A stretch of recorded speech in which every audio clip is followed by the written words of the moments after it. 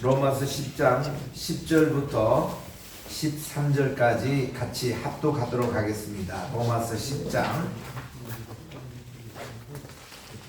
9절부터 13절까지입니다. 시작. 내가 만일 내 입으로 예수를 주로 시인하며 또 하나님께서 그를 죽은 자 가운데서 살리신 것을 내 마음에 믿으면 구원을 받으리라. 사람이 마음으로 믿어 의에 이르고 입으로 시인하여 구원에 이르느니라. 성경에 이르되 누구든지 그를 믿는 자는 부끄러움을 당하지 아니하리라 하니 유대인이나 헬라인에게나 차별이 없으니라. 한 분이신 주께서 모든 사람의 주가 되사 그를 부르는 모든 사람에게 부요하시는도다. 누구든지 주의 이름을 부르는 자는 구원을 받으리라. 아멘. 사실 우리 조직신학이나 우리 성경학의 주제는 구원론이라고 할 수가 있습니다. 소테리올로지, 이게 구원 이론을 위해서 구원사 리덴티브 히스토리를 공부하고 셀베이션 히스토리를 우리가 공부를 하는 것입니다. 그래서 우리들은 이 구원의 문제를 지난 시간에 강의를 했지만 오늘 또 보충적인 강의로 우리 개혁주의가 어떤 구원론을 얘기하는지를 다시 한번 우리 살펴보도록 그렇게 하겠습니다. 우리 하나님의 신론을 공부하고 나서 우리가 그 다음 공부하는 것이 바로 이 인간론, 죄론. 그래서 이거를 합쳐서 인죄론이라고 그래요. 인간론을 anthropology, 또 이제 죄론을 하마르티올로지라고, 이 헬라말로 이 하마르티아, 그게 올로지를 붙어서 그렇게 이제 인죄론, 우리 따라합시다. 인죄론. 그러니까 이게 보수 신학에서는 인죄론이라고 그래요. 인간론과 죄론을 합쳐서 인죄론이라고 그렇게 얘기하는데, 이런 그것을 우리가 잘 보셔야 그다음 이제 구원론을 공부하게 됩니다. 우리가 문제를 알아야만이 우리 의사 선생님 만나서도 우리가 병의 진단을 정확하게 받아야 이걸 어떻게 처방할 것인가를 나오듯이 우리 영과 혼의 문제도 이제 그렇습니다. 그래서 우리 오늘 이 시간에 우리 구원론에 대한 그런 내용들을 중심으로 공부를 우리가 하겠습니다. 우리 그 하나님의 그 신론에 대해서 우리 지난번에 언약에 관한 세 가지를 공부했습니다. 속죄 언약과 또 이제 하나님께서 주시는 그냥 은혜, 이 covenant of grace, 이 은혜 언약과 그리고 행위 언약, 그 covenant of works, 이렇게 세 가지 그런 이제 관점에서 우리가 이제 살펴보았습니다. 첫째로 그 속죄 언약이라고 하는 것은 그 하나님의 그런 언약 자체를 얘기합니다. 하나님의 그 모든 뜻은 우리 인간의 구원에 이게 초점을 맞추고 있는 거예요. 우리 인간의 구원을 위해서 어떻게 할 것인가에 대해서 우리 하나님은 성부와 성자와 성신의 하나님의 이렇게 따로 있는 그런 개념은 후대에 생긴 그런 교리의 얘기고 성경 속에는 뭐 특별히 이렇게 구분은 없습니다. 그래서 우리는 이 속죄 언약이라고 얘기할 때는 하나님의 그 한 분 되시는 그 하나님의 그런 뜻을 우리들이 알 수가 있습니다. 속죄 언약에서 가장 중심적인 내용은 실제로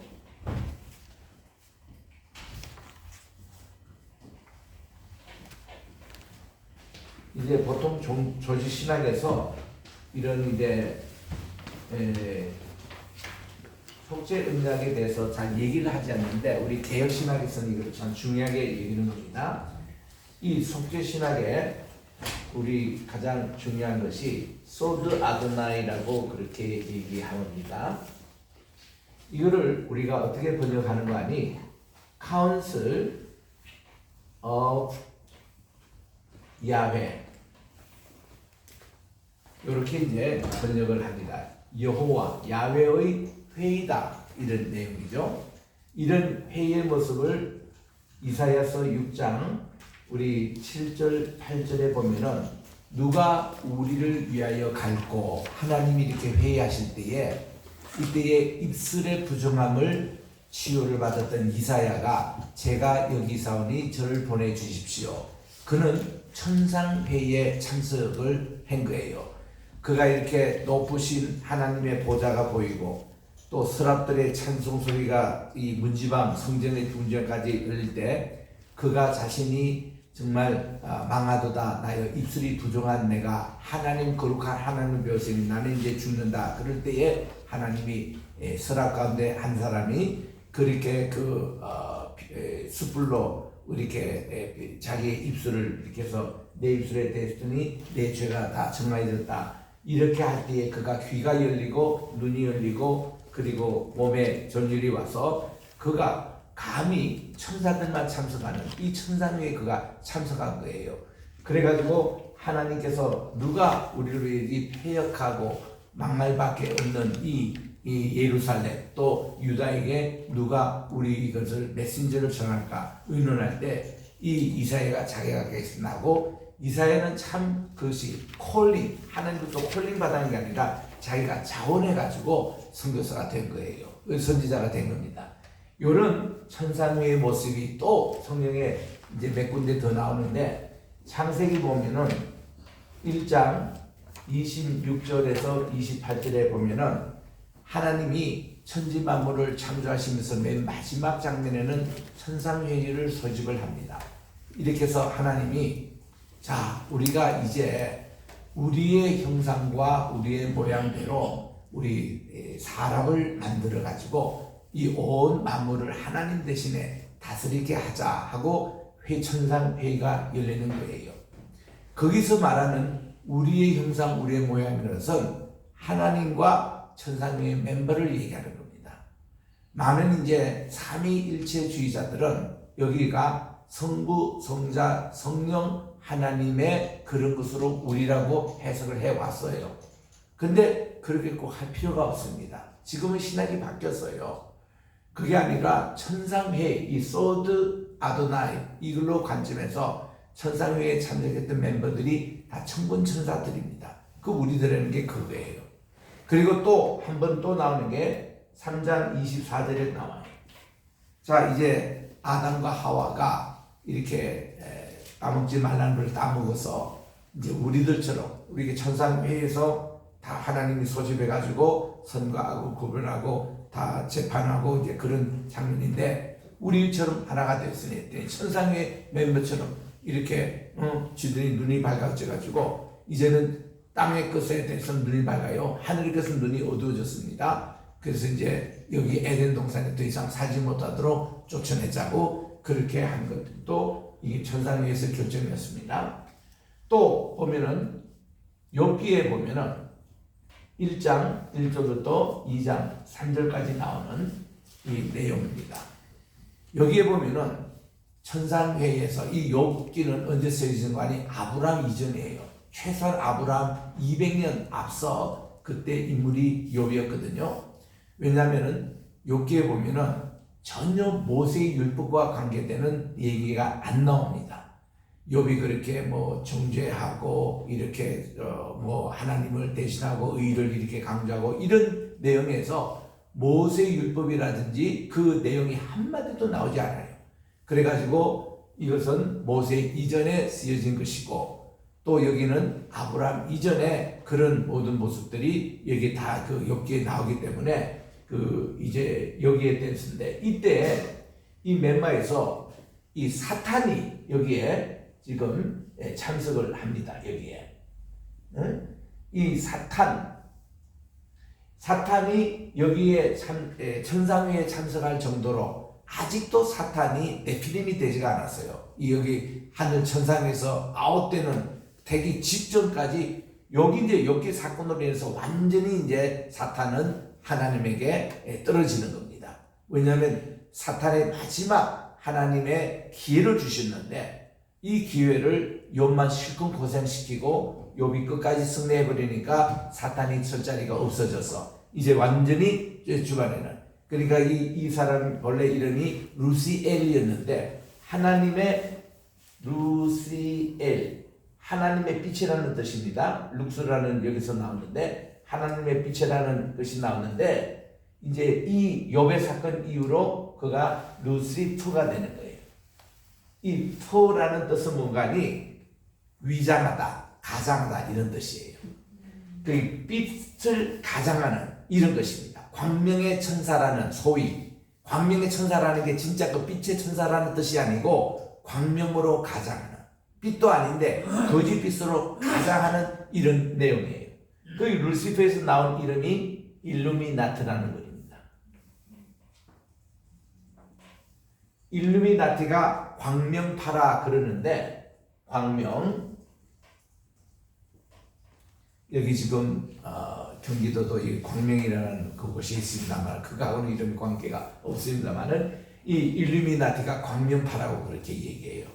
그래서 이제 여기서 나온 이름이 계몽주의라는 말이 여기서 나옵니다. Enlightenment.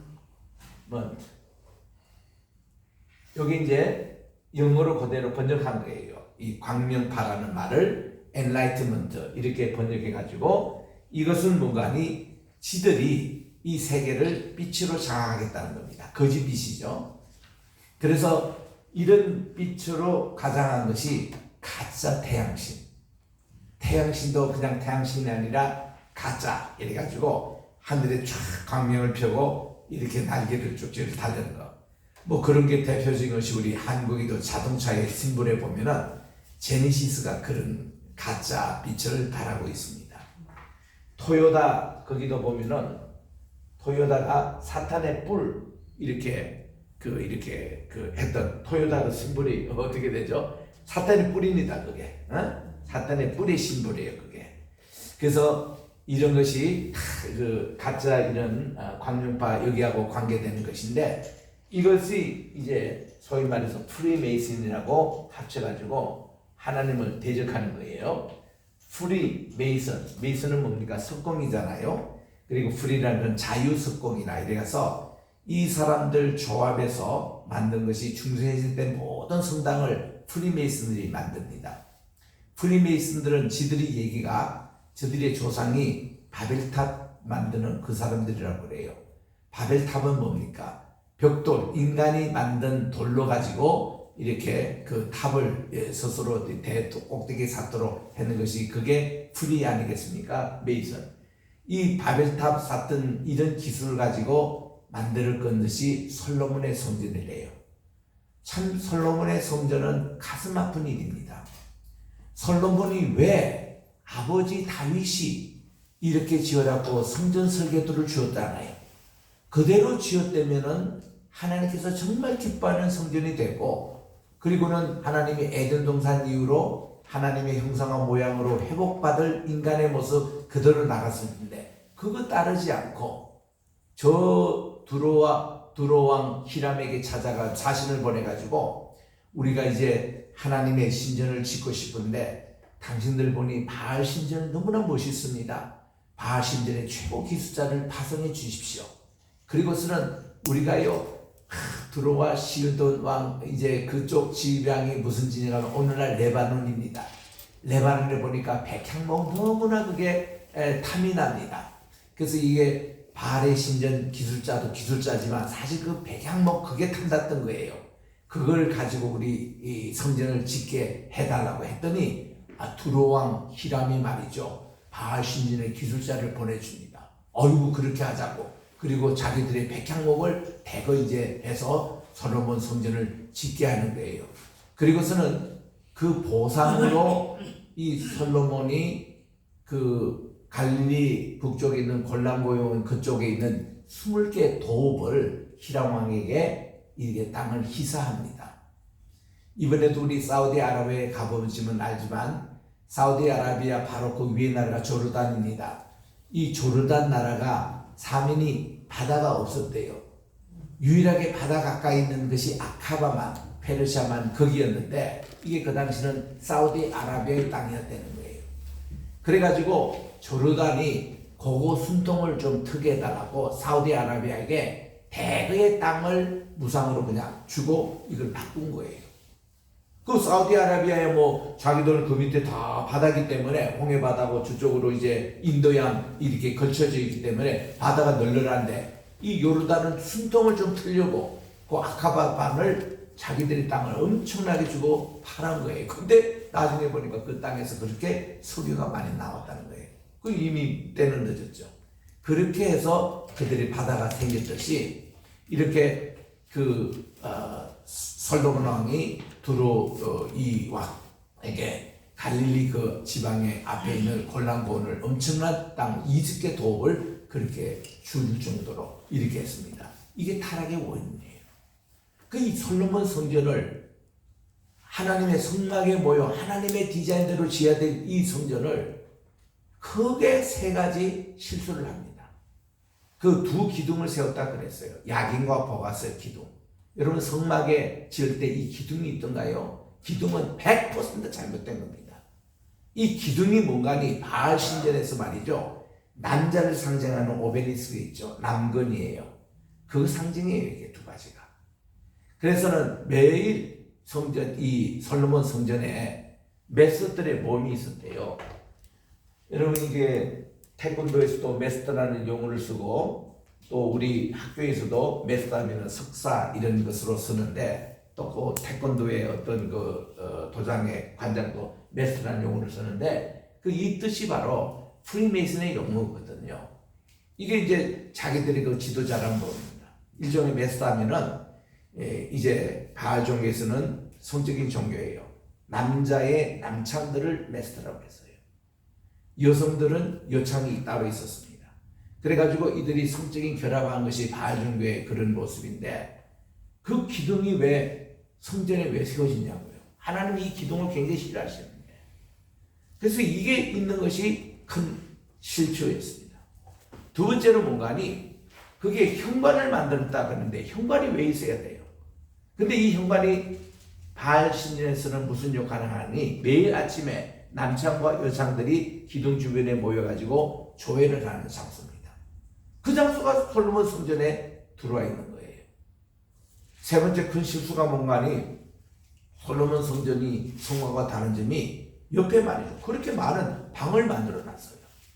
그것도 3층쪽으로. 몇 개 방이 있냐면 30개를 만들어 놨습니다. 30개 방이 있는데 그냥 무슨 방이냐면은 남녀들이 그렇게 들어가서 다 혼을 받던 방이에요. 그게 왜 예루살렘 성전에 왜 있어야 됩니까? 그래가지고 하나님께서 굉장히 성전을 싫어하신 거예요.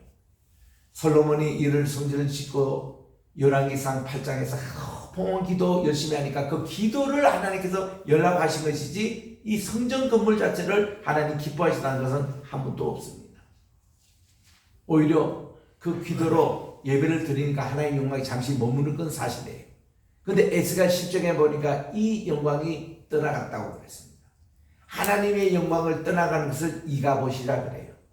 엘리 제사장의 그 손자 이름도 이가봇, 하나님의 성전이 떠났다 그랬잖아요. 그때 무슨 일이 일어났습니까? 하나님의 성막에 있었던 가장 중심적인 언약궤를 블레셋 전투장에다가 하나님의 허락도 없이 가기금 해놓고는 그게 블레셋에게 뺏겨버린 거예요. 하나님의 영광이 떠난 거죠. 이게 큰 문제라는 겁니다. 오늘날 우리 교회도 하나님의 영광이 있는 교회가 과연 몇 개나 될까요? 우리 대한민국에. 하나님의 영광이 떠나면 그건 이가봇이에요. 아무리 건물을 잘 짓고 교인들이 많이 모이고 헌금이 많이 하고 무슨 비전 센터다 뭐다 다 쓸모없는 일. 하나님의 영광 떠나면 끝나는 거예요. 초막이나 궁궐이나 내주에서 모신 곳, 하나님의 영광이 있는 그곳이 바로 천국이지.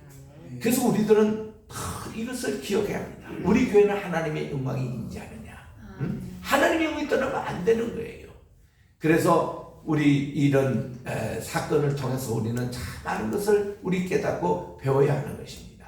그래서 이 하나님의 성전이 영광이 이 성전을 떠나고 나서 그 다음 파괴가 시작되더라. 그래서 예레미야는 이때쯤 하나님께서 이 성전을 이제 파괴할 것을 깨닫고 지성소에 있는 모든 성막을 전부 다 자기 무덤 속에 감추어둔 것이 오늘날 골고다 언덕 밑에 있는 그게 지금도 포함되어 있다는 것입니다. 그래서 하나님이 그를 숨겨주신 것이죠. 이런 우리 생각을 할 때 예루살렘 우리 솔로몬이 지었던 그 성전이 왜 두로왕 히람 그 바알 기독자들이 와가지고 그렇게 지어놔가지고 그래서 이제 건물 자체는 그렇게 잘못된 것이고 그 다음 또 잘못된 게 물두멍이에요. 물두멍에 가서 하나만 있으면 되는 겁니다. 번제단이 있고 물두멍이 있고 그리고 성전 안에 있으면 되는데 이 물두멍을 솔로몬 이 히람 기술자들이 10개를 만들었어요. 10개. 10개 물두멍을 만드는데 이 물두멍 하나하나가 크기가요 꽤 컸습니다. 그냥 세수대야 정도의 사이즈가 아니라 이게 큰 사이즈로 했기 때문에 히브리 말로 얌이라는 말이 납니다. 우리 따라할까요? 얌. 이 얌이라는 것을 여러분 사전에 찾아보시면요. 물이 고인 곳 이것이 모두 다 얌입니다. 그래서 이게 모인 것은요. 세수대에 모인 것도 얌이라 그러고 또 내가 흘러가는 강도 얌이라 그러고 또 이렇게 바다에 많은 호수가 모인 그것도 얌이라 그러고 그리고 지중해 바다도 얌이라 그래요. 그러니까 그를 따라서 우리는 오늘날 호수, 바다 이런 것을 얘기합니다. 전부 다 얌을 붙이기 때문에 여기 갈릴리에 가보면은 갈릴리 호수입니다. 그게 위에도 물이 받고 밑에도 물이 흘러내려가요. 호수이죠. 근데 같은 얌을 쓰기 때문에 디베랴 바다라고 요한복음에서 그렇게 번역했어요. 그 호수입니다. 디베랴 호수라고 번역해야 되는데 그리고 바다와 이 어떤 호수에 특별한 차이가 없어요. 전부 다 얌이라고 부르기 때문에. 그래서 이런 용어를 어디다 쓴가 하면은 솔로몬의 성전은 물두멍 그것도 얌이라고 붙였어요. 얌이라고 붙이니까 우리 초대 성경 번역자들이 뭐라고 했냐면 이거를 바다라고 번역해 말았어요. 그리고 그 주변에 황소의 장식을 해놓은 겁니다. 여러분 이게 말이 돼요? 성전 안에서 황소 대가리가 거기 들어가는 거. 이 황소는 무슨 상징 아니? 바알 종교의 상징이에요. 이 바알 우리 황소라는 것이 이제 A라는 여기 이제 A자가 됐는데 이거 거꾸로 뒤집으면 이렇게 됩니다. 이게 황소 대가리예요. 눈만 붙이면 이거를 거꾸로 한 게 오늘날 A 아니겠습니까? 그래서 이 바알 종교의 신상이 있는 곳은 전부 황소 대가리 그 다 이렇게 두고 있거든요. 이거를 예루살렘 성전에 있는 물두멍마다 황소 머리를 장식해가지고 물을 거기 받아 넣은 거예요. 그래서 우리 성경에도 보면은 열왕기 4장 7절에 보니까 바다에 소의 형상을 만들어 놓고 여러분 우리 성전에는요 소라든지 인간이라든지 이런 거 절대로 장식을 못합니다. 이계명 때문에. 하늘에 있는 새의 모양도 이 땅에 기어다니는 짐승이나 사람의 모양도 또 안에 물 아래에 있는 물고기 모양도 어떤 형상이든지 만들지 못하게 된 것이 있는데 이 성전에 만들지 못합니다. 그 성전 화폐도 그 인간의 화상을 다 빼고 이렇게 있는 그 쉐켈을 이제 성전 화폐로 이제 쓰곤 그랬는 이런 그들의 신앙인데 솔로몬이 이렇게 만든다. 성전이 이래 버리니까요. 솔로몬이 그 다음 주변에 있는 나라들에게 전부 다 결혼 동맹 정책으로 평화 이거를 협정하는데 그 사람들 공주만 온 게 아니에요. 이웃 나라에 있는 공주가 오면 반드시 그들이 섬기는 우상을 들고 옵니다. 이거를 또 해야 되는데 솔로몬이 그거를 관용 정책을 썼어요. 다 억셉트했습니다. 종교 다원주의 시초자가 솔로몬이에요. 정말 못된 놈입니다. 이 녀석이 말이죠. 그 올리브산 덕에 만신년까지 세워다 했다니까 그 성경에 안 나옵니다. 안 나오는데 이 만신들이 있다는 것은 다 고대 건동가치가 다 알고 있어요. 만신들이 뭐예요? 온갖 잡신들을 거기에 섬길 수 있는 요거는 우리 페르시아에서 잡혀온 공주가 내 아내가 됐는데 그 사람이 가져왔던 우상, 여기는 금오수신, 여기는 무슨 밀곰신, 전부 다 이런 아르두친 이거를 잡신들을 전다해서 올리브 지금 오늘날 가보면 그게 공동묘지가 있는 그 이쪽 남편 쪽으로 그게 있었다는 거예요. 그게 다 이제 허물어졌습니다만 솔로몬이 진짜 못된 놈이에요. 우상 숭배자, 종교 통합주의자. 그래서 나라가 두 쪽이 난 거예요. 정말 마지막 솔로몬이 회개를 해서 망정이지. 그래서 회개해서 남긴 책이 그래도 잠언서 남기고 전도서 남기고 아그서 남겨가지고 그게 성경에 들어온 것이지, 실제로 보면은 그거는 들을 수 없던 책입니다. 자기가 진짜 하나님께 회개하고 참여하고 남긴 책이기 때문에 이제 성경에 들어와서 그게 오늘날 우리가 성경을 읽습니다만은, 솔로몬의 한 행위로 보면은요, 하나님이 너무너무 화가 난 거예요. 그 성전의 마지막 모습을 하나님이 너무나 기가 차가지고 그 에스겔을 이렇게 정말 영적으로 이렇게 들려서 하나님의 성전 안에 다 투를 시켰습니다. 에스겔 또 대제사장 집안 출신 아닙니까? 포로로 잡혀가자면 그가 대제사장 되는 분이에요. 사독의 우애이기 때문에. 그래서 이 에스겔이 그 성전의 모습을 보고 기가 찹니다. 그거를 14장에 기록했어요. 에스겔 14장 한번 찾아보십시다. 여러분, 이런 죄의 최고 죄는 우상숭배죄입니다. 하나님 신성모독죄입니다. 이런 죄가 성전 안에 있었다니까요. 14장 8절에 봅니다.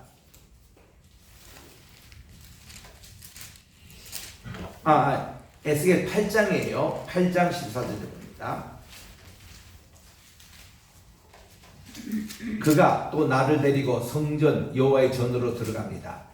북문에 이르기로 보니 거기에 여인들이 앉아 단무스를 위하여 애곡하더라. 여러분 성전 안에 단무스, 이거 태양신을 섬기고 있는 이게 있었어요. 이게 바빌론 종교 핵심 아닙니까? 이 단무스, 이 녀석이. 그래가지고 이 단무스가 이게 이제 단무스 혹은 D로 이렇게 시작하는 게 이겁니다. 여러분, 이 용어가요, 오늘날 캐톨릭에서 다 사용하고 있는데, 캐톨릭에서 얘기하는 노틀담 사원이다. 그럴 때 이 노틀담이라는 게 무슨 말이냐면, 노틀담이에요. 여기 담이 단무스예요. 단무스. 이게 뭔가 하면 우리들의 단무스라는 뜻이에요.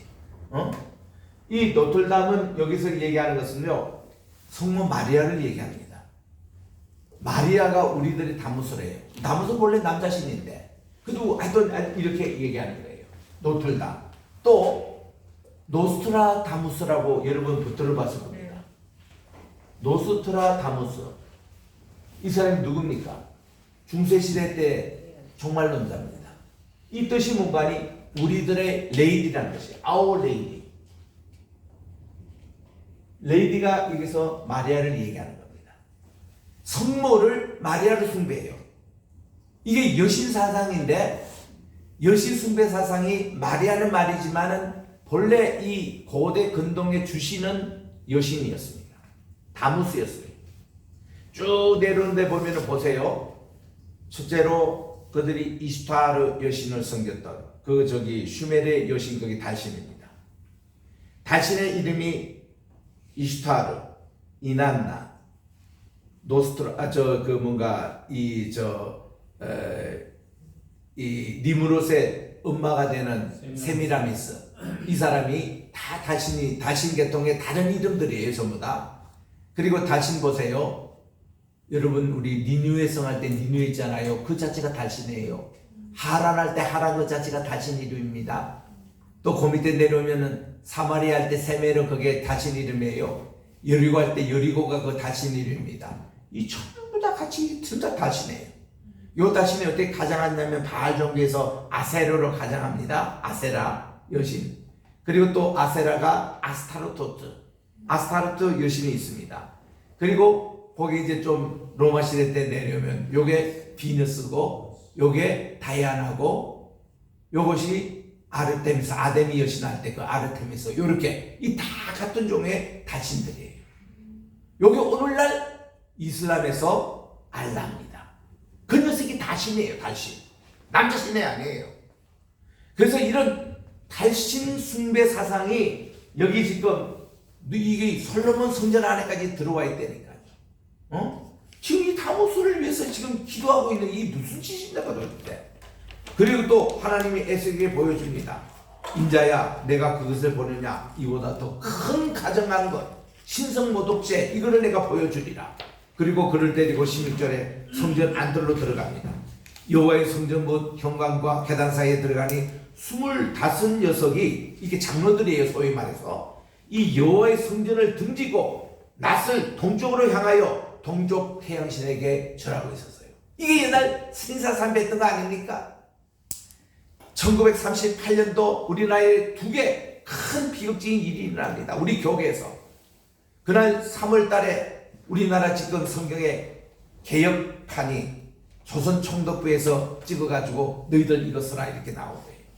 옛날 구역 우리가 선교사들이 순교 가요까지 하면 그렇게 바르게 번역했던 성경을 폐기 처분하고 이 개혁을 바꾸라는 거예요. 바꾼 것은 무슨 선행하냐면 야 구역은 너무 그 옛날에 평야 사투리 중심으로 돼가지고 읽기 힘들어. 이제 현대말 좀 된 거 조선어법 이렇게 좀 나왔으니까 거기에 맞춰서라. 우리를 속였어요. 성경 내용이 역본, 사본을 바꿨는데도 분명히 이게 개혁자들이 성경을 버리고 자기들 이제 현대복으로 해서 그렇게 성경이 9,800군데를 이 구역에서 다 달리 번역한 이걸 가지고 우리 개혁을 선언하는 거예요. 그때 우리 한국교회는 전혀 몰랐습니다. 전혀 반성 없이 총에서 가계래가 개혁 성경을 쓰고 요거를 가지고 이제 좀 한글 맞춤 법으로 옛날에 이제 최현배 선생님 이런 분들이 손질한 것이 1956년판 우리 지금 현재 쓰고 있는 개혁 요걸로 하는데 그 같은 내용이에요. 그 개혁판에서 빠진 내용들을 그대로 이어가지고 한글 맞춤법만 이제 그 고쳐서 쓴 것이 오늘날 개혁이었고 요거를 기초로 해서 뭐 좀 더 현대 문법에 맞춰서 한 것이 개혁판이고 히브리어라든지 아람어라든지 그리스의 그 본래 원문에서 번역된 게 아니고 이렇게 조선 총독부가 우리나라 신사참배 강요하기 위해서 만든 책이 개혁판이라 이거예요. 이거 한국교회에서 왜 취시하고 얘기를 하고 있지 않습니까? 두 번째, 그 해에 바로 성경을 6개월 전에 만들으니까 9월 달에 총회에서 신사참배 결의가 일어났잖아요.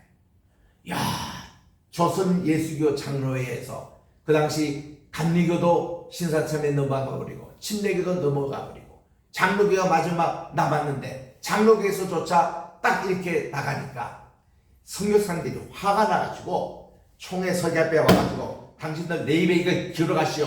회의록에서 이 결의에 내 이름은 빼라고 하고 선교사님들이 52명이 서명했어요. 그때 주기철 목사님은 여기에 총회 참석도 못했습니다.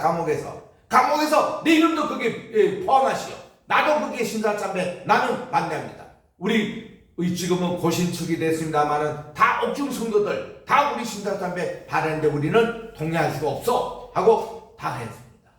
이때에 오늘날 미안해요. 통합청에 있는 많은 지도자들 그리고 또 많은 우리 단우교 목사님들이요. 신사참배 결의하고 나서 첫 번째 한 게 뭡니까? 전부 다 남산 밑에 내려가서 한강에 가가지고 동방을 향하여 그 요배를 했습니다. 뭐 손바닥 트랙을 딱딱딱 치고 우통다 붙고 거기서 그 일본 천황을 하여서 절을 하고 그렇게 그들이 신사참배 요식을 했어요. 그 후로 한국교회 예배가 어떤 줄 아십니까? 예배 시작할 때 묵도를 시작합시다. 그 묵도가 뭐예요? 신사참배 그거야. 그 동방요배를 향하여 절을 하고 그리고 예배가 시작됐다는 거예요. 그 예배 정체가 뭐예요? 결국 천황 황제를 숭배하는 예배로 변했습니다. 그따위식의 예배가 오늘날 중국에서 지금 하고 있어요. 시진핑이.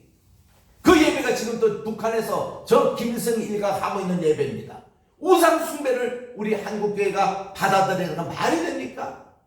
성경을 개판으로 바꾸고 그리고 또 이렇게 신사참배 이렇게 해서 이런 죄 때문에 우리나라가 분열이 된 거예요. 사실은 6.25가 일어난 거예요. 그걸 깨닫지 못하고 이래서 코로나가 일어난 겁니다. 이거를 우리가 깨닫고 하나님께 정말 우리 죄에 대해서 실속을 모르면 회개가 안 나옵니다. 계속 읽어보세요. 8장 계속 갑니다. 17절에 갑니다.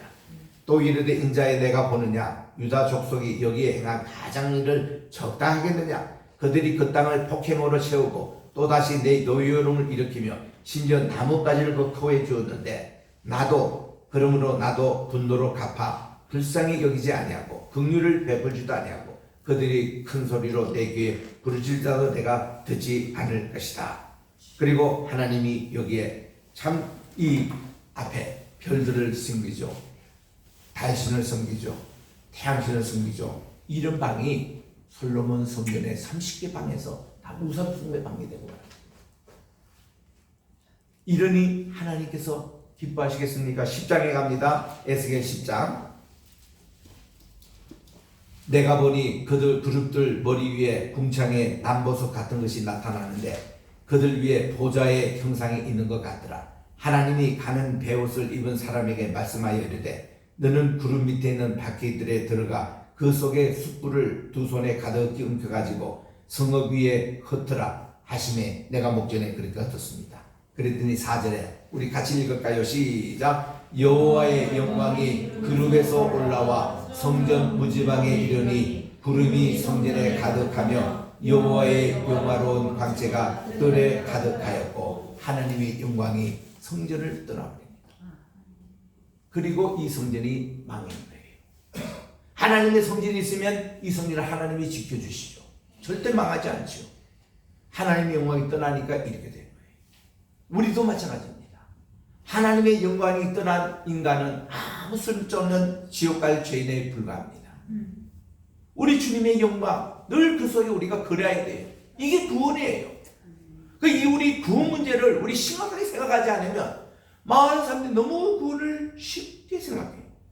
쉽게 천국 간다고 생각합니다. 내가 그분들에게 물어요. 아니 서울대 하버드대 쉽게 들어갔느냐고, 또 들어가도 그게 쉽게 졸업을 하느냐고. 졸업도 그 쉽지 않습니다. 천국을 우리는 너무 쉽게 생각하는 거예요.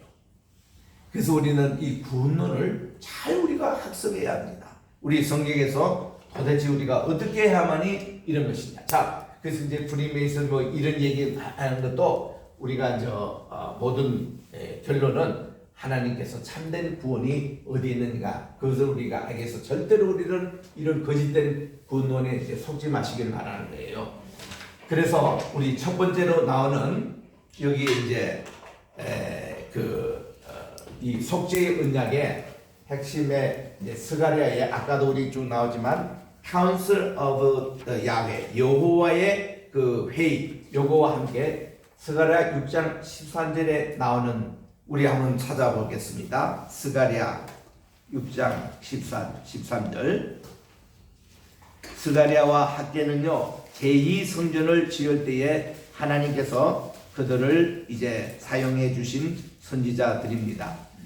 스가랴 6장 13절 읽으면서 그 앞에 12절도 같이 읽겠습니다만은 우리 다 합독을 하시기 바랍니다. 스가랴 3장 12절 13절 두 군데 같이 6장이에요, 3장이에요. 스가랴 6장 12절 13절입니다.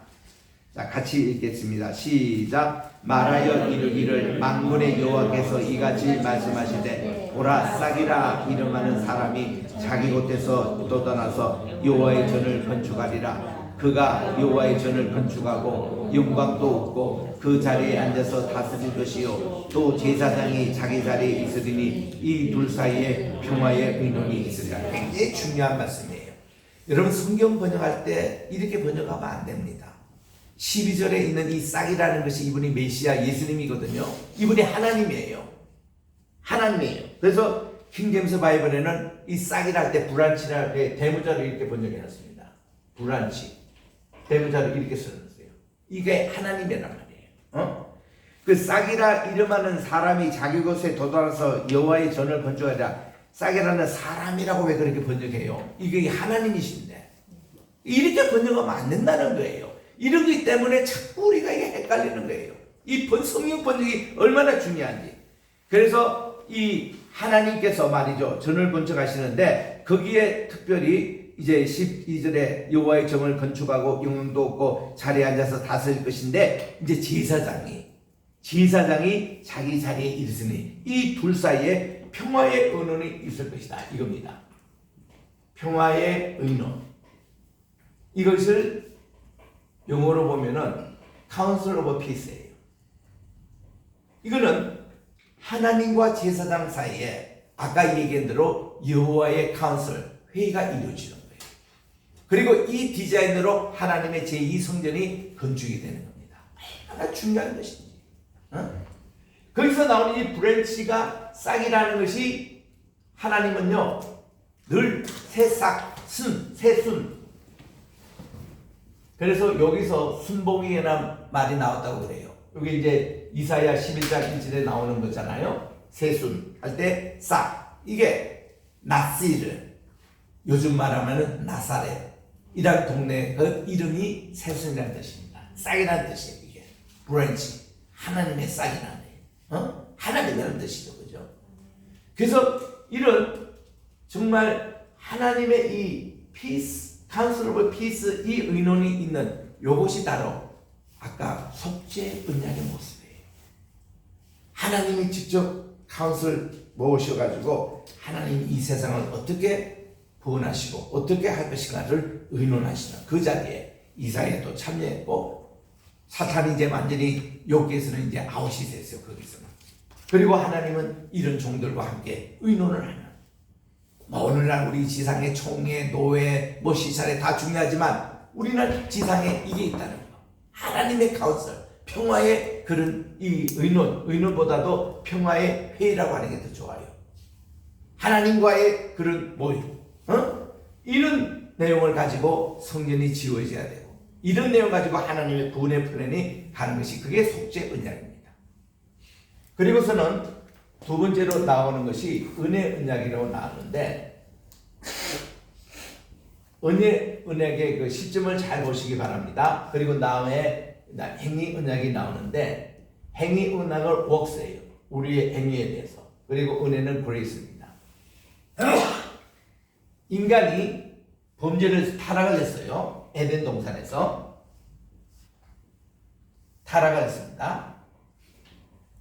타락 전인데 타락하기 전에는 하나님과의 죄가 없는 상태에서 모든 행동이 거룩했고 다 좋았습니다. 행위 언약이 여기서 정말 이루어진 거예요. 그런데 타락한 이후에는 우리 인간이 뭐가 절대 필요하냐면 은혜가 필요했습니다. 그랬는데 왜냐하면은 여기 이제 인간이 행위로 실패했습니다, 사실. 그래서 이제 하나님의 은혜로 우리 인간이 뭐 한 일도 없는데 하나님의 일방적인 은혜로 아브라함에게 하나님께서 언약을 맺어 주실 때 하나님의 언약 횃불 모양으로 이 두 짝이 진 진성 사이로 지나갔다고 했잖아요. 혼자 지나간 겁니다. 이거는 일방적인 하나님의 은혜예요. 하나님이 노아 불러주신 거 마찬가지입니다. 노아가 물론 그가 정말 의롭고 완전했고 또 겸손했고 이런 것으로 노아가 하나님의 구원을 받은 건 사실이지만 그것도 하나님의 은혜였어요. 또 하나님께서 우리 사람들을 이렇게 불러주셔서 사용했던 욥도 마찬가지입니다. 하나님의 은혜의 언약 속에 있었던 분들이에요. 그런데 이게 하나님의 언약에 있다가 어느 순간에 하나님이 모세를 통해서 다시 이 행위 언약에 대해서 다시 주십니다.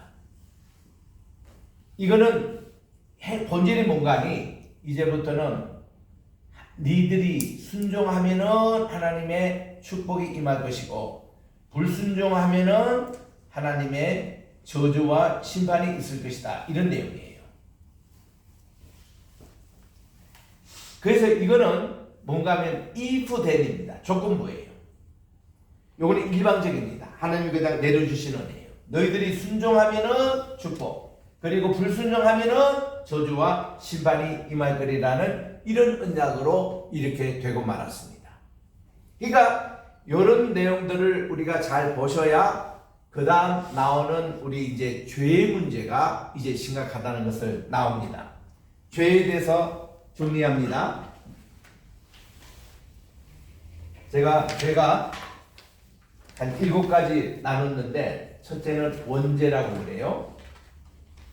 원죄라는 것은 성경에는 없는 용어예요. 이거는 누가 했냐면 어거스틴이 맨 처음에 이것을 얘기를 했습니다. 그의 그 신의 도성에 보면은 원죄라는 게 나오고 그의 참여력에 보면 이 원죄를 하나님께 드린다. 이 원죄라는 건 뭔가니 하나님이 따먹지 말라 하는 걸 따먹어서 인간이 불순종함으로 이렇게 범죄가 됐던 그 원죄의 피가 우리에게도 계속 흐른다는 것입니다.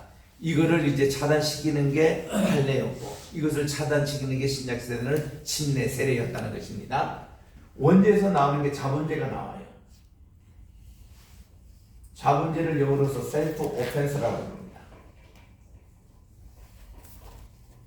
그러니까 원죄로 말미암아 짓는 모든 죄들을 말하는 것이죠. 예를 들면 아담과 하와가 하나님께 문제를 짓고 나서 그들이 그 다음 계속 죄 지은 게 뭡니까? 하나님께 회개하지 않았다는 거. 두 번째로 아담은 하와에게 핑계를 대고 하와는 뱀에게 핑계대고 자기 자신의 잘못이 아니라 남의 거로 이렇게 전가를 했잖아요. 그거에 잘못된 거다는 거. 하나님께 절대로 회개하지 않았어요. 그러니까 하나님께서는 이들을 추방할 수밖에 없었습니다. 그리고 그들이 가인 경우에는 자녀 교육도 시키지 않았어요. 그러니까 이 가인은 하나님께 회개하지 않는 삶을 계속 살아갔던 겁니다. 동생까지 죽이고도 자기가 뻔뻔하게 내가 뭐 내 형제를 지으는 아옵니까? 라고 이따오 식으로 거짓말을 하고 이게 자본죄가 계속 연결되는 거예요. 이 원죄로 말미암아 죄가 모든 죄가 이제 생겨나는 겁니다. 세 번째 죄가 고분죄라고 그래요. 고분죄는 고의성이 당분이 있는 거예요. 이거를 시편 19편 13절에 보니까 presumptuous sin이라고 그래요. 다윗은 그렇습니다. 하나님 저로 고분죄를 짓지 말게 해 주십시오. 고의로 죄를 짓지 말게 해라고 하나님께 기도합니다. 그는 고분죄 지었잖아요. 간음죄 지었습니다. 밧세바와. 그리고는 하나님께 거짓말까지 했습니다. 그리고 또한 남의 아내를 훔쳤습니다. 또 그 우리아를 죽게 만드는 살인죄까지 범했습니다.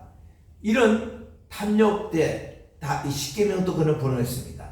밧세바 사건은 그는 5개를 죄를 알면서도 그는 고의로 죄를 지었던 거예요. 그거를 속죄함을 바꿔서 그는 다시는 고음죄를 지지 말게 하다라고 기도했는데 다윗은 그래도 그 후에는 간음이라는 죄를 그는 지지 않았습니다. 그 중에 하나가 자기가 70이 됐을 때 몸이 차가웠어요. 그러니까 이 사람들이 그 수냄 여자 아비삭을 붙였습니다. 이 아비삭이 그때 16세 아리따운 처녀였어요. 그런데 몸만 따뜻하게 해줬지 성관계가 없었습니다. 성경 분명히 밝히고 있어요. 그는 그 후에 간음죄를 짓지 않았습니다. 이게 다윗의 훌륭한 죄예요. 고음죄. 네 번째로 신성모독죄가 있습니다. 신성모독죄는 어보미네이션이라고 하는데 자기를 무슨 하나님처럼 얘기하는 거, 내 눈이 밝아져 하나님처럼 되겠다는 거, 전부 다 이거는 신성모독죄에 해당되는 거예요. 이거는 어보미네이션은 이거는 꼭 처벌을 받아야 될 죄입니다. 돌로 이거는 죽어야 될 그런 죄가 신성모독죄예요. 예수님이 하나님이시잖아요. 근데 신약세대에 와서 주님이 인간의 모습으로 모든 것을 그 과정을 거쳤습니다. 그러니까 사람들이 예수님에 대해서 이해를 못했습니다. 대부분 사람들이. 예수님이 하나님이십니다.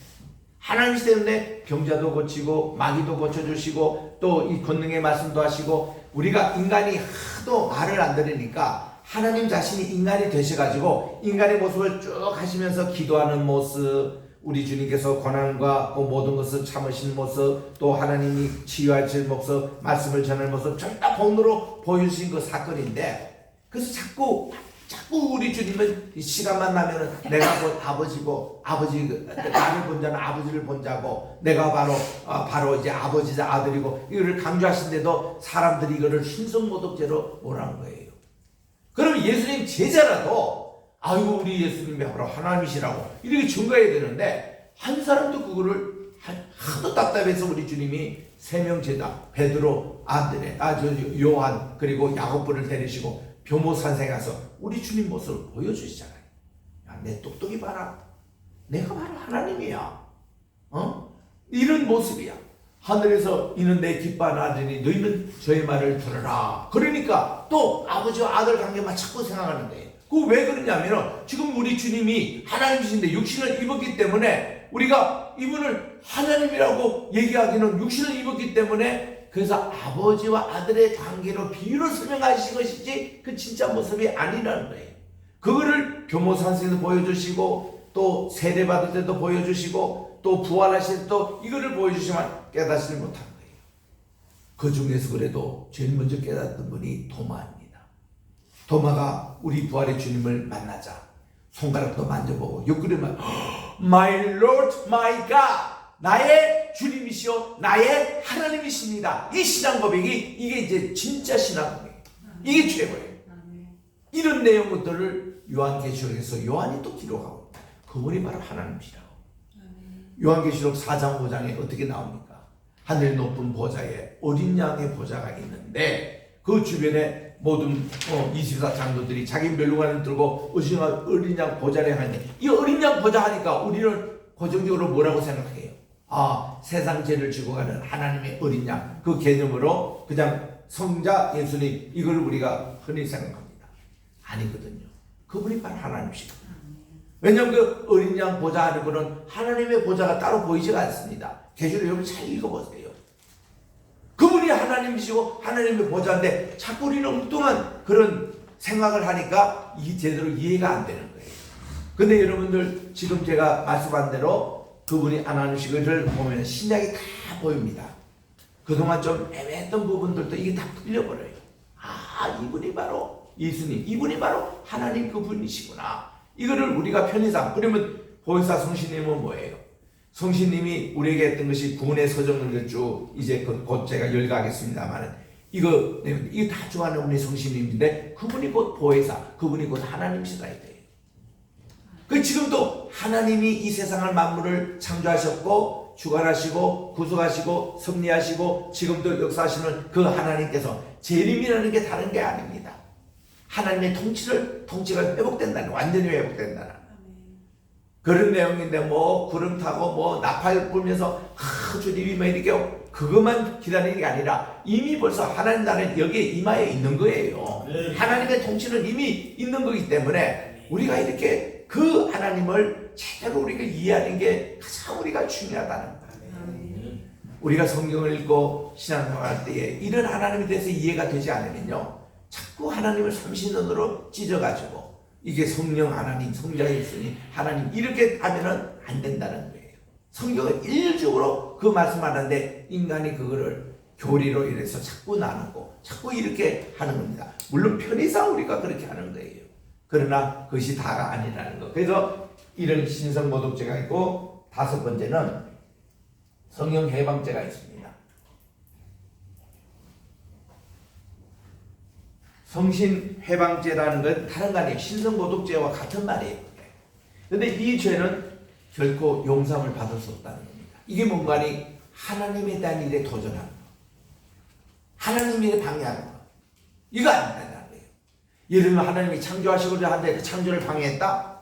하나님이 종말의 플랜을 다 진행하는데 종말을 방해했다. 하나님께서 정말 오늘날 구원하는 모든 계획인데 그 구원에 대해서 방해한다. 이건 안 된다는 거예요. 이 용서받지 못한다.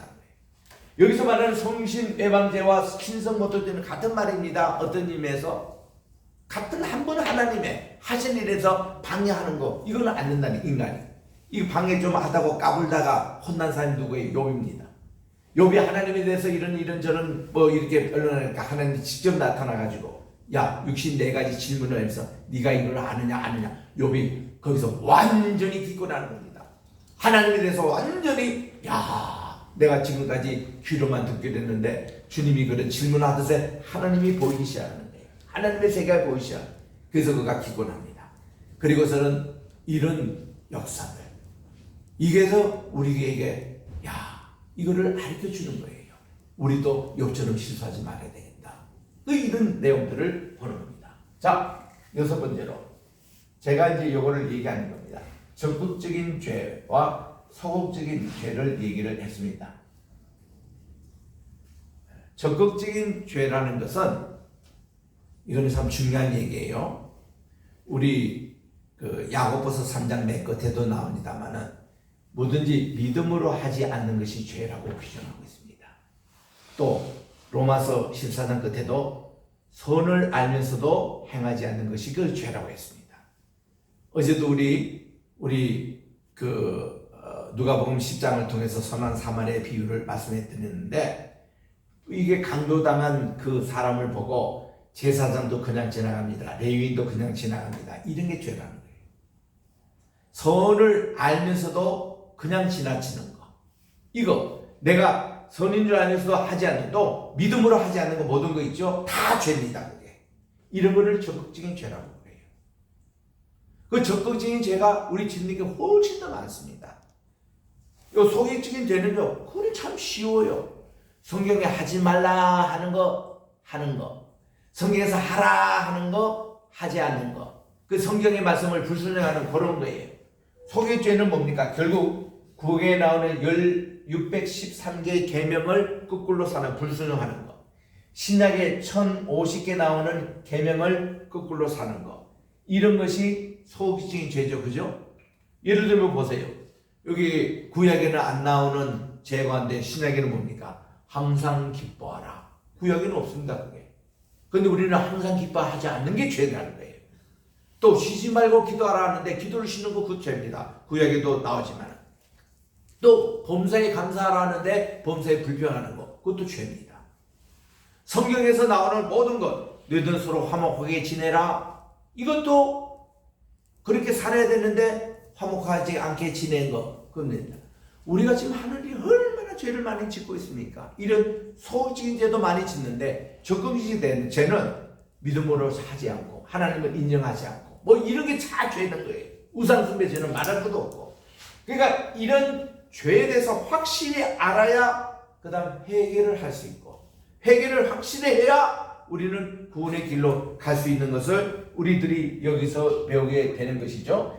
그래서 우리들은 인재론에서 공부를 한 거예요. 지금 우리 지금까지 공부한 거 보충하면서 이건 워낙 중요하기 때문에 한 학기 내내 이 문제만 강의를 해도 강의할 때 너무나 많습니다. 엑기스만 지금 골라서 말씀을 드리는데, 그 이제 죄 문제가 해결이 되어서 하나님께서 이제 우리에게 구원을 이제 주시는 것이 나오는데, 그게 이제 기독론 이렇게 나오는 거예요. 자, 그러면은 우리가 이제 그 성령론 혹은 성신론입니다. 이 성령론과 함께 하는 것이 구원론과 이렇게 관계가 돼요. 구원에 대해서 특별히 성령님께서 행하시는 것을 오르도 살루티스라고 그래요. 이거는 워낙 유명한 말이니까 라틴 말 그대로 그냥 우리가 이해를 합니다. 굳이 번역하면 오르도는 순서입니다. 오더, 그리고 of salvation, 구원의 순서에 대해서 이렇게 정해봅니다. 칼빈주의자는 predestination, 예정이에요. 하나님은 오래전부터 예정을 하셨다. 두 번째로 예정된 자를 하나님이 부르셨다. 부르신 소명이에요. 소명된 이 자들이 할 게 뭔가니 중생이었다. regeneration, 중생입니다. 다시 태어나는 것, 위로부터 태어나는 것. 이 중생 제자들이 가진 분들이 faith, 믿음이에요. 요 순서 다섯하고 이거를 이렇게 뒤바뀔 수도 있습니다. repentance가 일어납니다. 믿음, 그리고 회개입니다. 회심이라고도 번역해요. 그리고 이런 자들을 하나님이 칭의하셨다는 거예요. justification, 의롭다 하셨어요. 이번에 우리 개인실 목사님이 박사 논문 쓰신 게 이 칭의 문제를 다루신 겁니다. 이 칭의 문제 말이죠. 우리 세 가지 크게 있습니다. 칭의와 이제 그 다음에 나오는 성화가 있는데, 예, 이제 이렇게 하고, 그 다음 양자입니다. 양자, adoption, 양자로 삼으셨어요. 그리고 여덟 번째로 sanctification이 일어납니다. 성화가 있습니다. 성화. 이게 다 성령님의 역사로 성화가 일어납니다. 그 다음 나온 것이 성도의 견인입니다.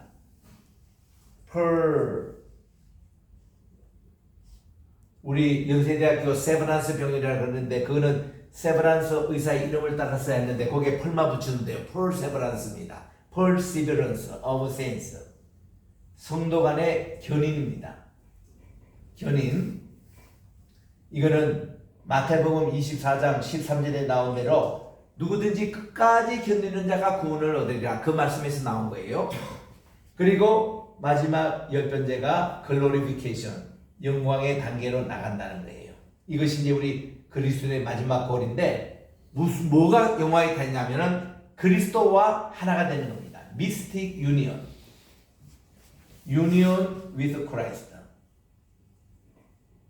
우리의 구원의 마지막 단계는 예수 그리스도 안에 완전히 우리가 들어가서 하나가 되는 것이 그의 구원의 목표거든요. 이 구원을 위해서 예수님이 돌아가셨고 또 우리와 화목제물이 되셨고 이 사역을 위해서 하나님이 인간의 모습으로 이 땅에 오신 이거기 때문에 굉장히 이게 중요합니다. 그러면 우리 문제는 이 구원의 순서라고 했는데 이 순서대로 구원이 일어나면 그거는 꼭 아니에요. 요게 이제 아르메니아하고 이게 캘빈주의자들의 거 보면은 요게 이제 중생 요 위치가 밑에 갈 수도 있고 페이스 요게 회신도 이렇게 순서가 바뀌어져 있습니다.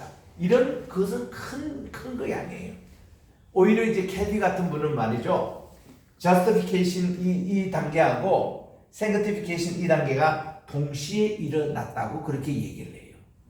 루트 경우는 이 청리가 먼저 일어나고 그다음 이게 성화가 나중에 일어나도 이렇게 봅니다.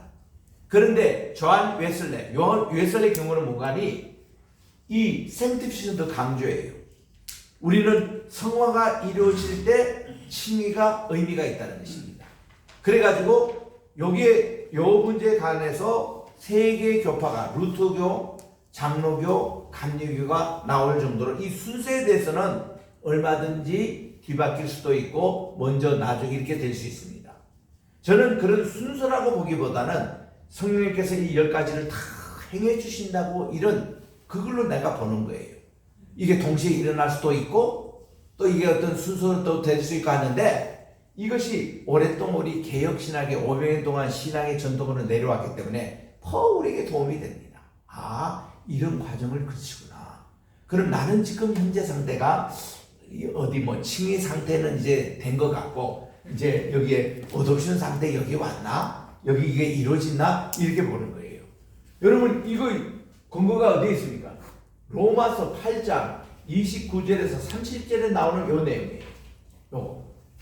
여기서 근거로 여기 나온 거거든요. 그러면 로마서 8장 29절 30절 어떻게 되어 있습니까? 28절부터 봅니다. 하나님께서 사랑하신 자 그 뜻대로 부르심을 입은 자 두 가지 조건이 있어요.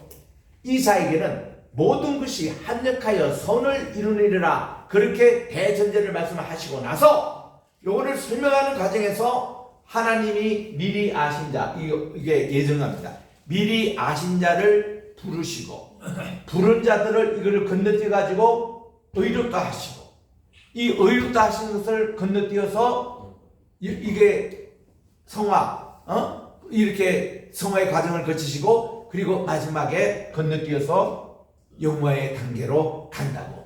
여기 이제 로마서 8장 29절 30절이 5단계의 구원론을 얘기한 것을 여기서 또 중간에 보충한 것이 이게 오르도 살루티스라고 합니다. 우리 한번 따라합시다. 오르도 살루티스.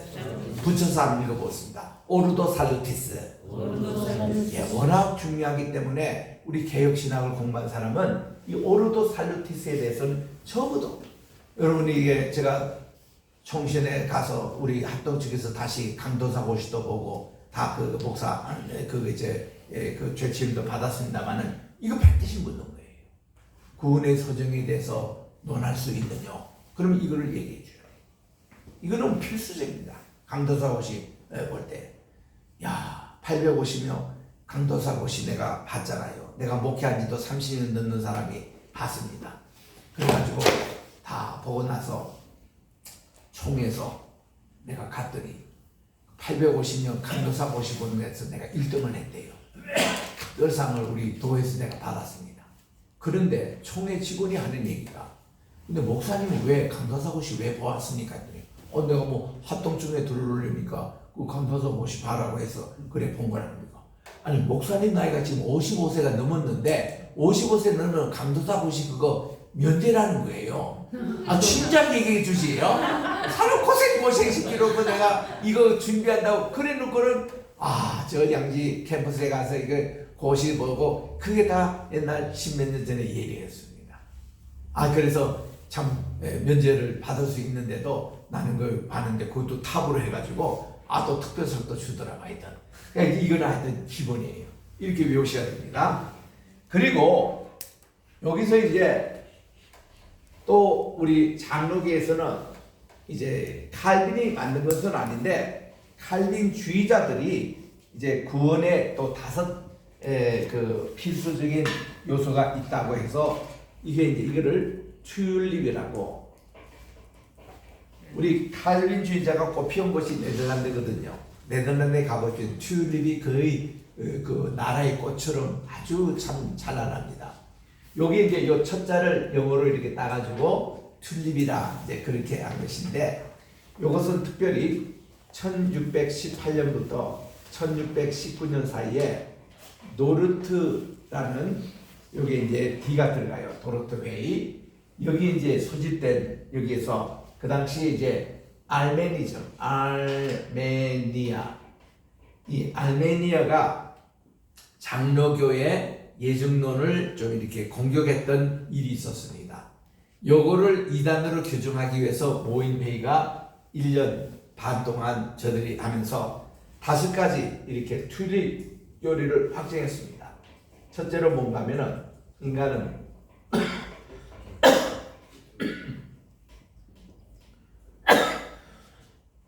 전적인